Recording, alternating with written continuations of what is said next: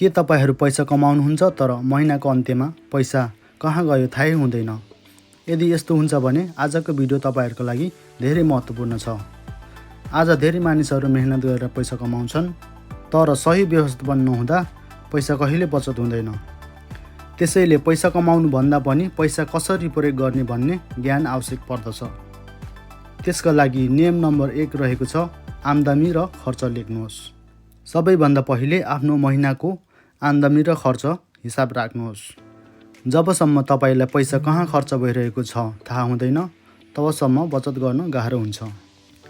नियम नम्बर 2 आम्दानीको 20% बचत गर्नुहोस्। विशेषज्ञहरू भन्छन् आफ्नो आम्दानीको कम्तीमा पनि 20% बचत गर्नुपर्छ। पहिले बचत गर्नुहोस् अनि बाँकी पैसाको खर्च गर्नुहोस्। नियम नम्बर 3 अनावश्यक खर्च घटाउनुहोस्। अनावश्यक किनमेल, धेरै बाहिर खाने बानी र साना खर्चले ठुलो पैसा सकिन्छ।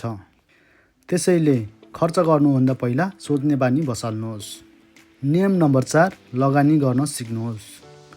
बचत गरिएको पैसा केवल ब्याङ्कमा राखेर मात्र हुँदैन। त्यसलाई सेयर बजार, व्यवसाय वा अन्य राम्रो लगानीको क्षेत्रहरूमा लगानी गर्नुहोस्। याद राख्नुहोस्, धनी बन्ने रहस्य धेरै पैसा कमाउनु मात्र होइन, पैसालाई सही तरिकाले व्यवस्थापन गर्नु हो। यदि तपाईहरूलाई यस्तो ज्ञानमूलक भिडियोहरू मन पर्यो भने लाइक, सेयर र फलो गर्न नबिर्सनुहोला। धन्यवाद।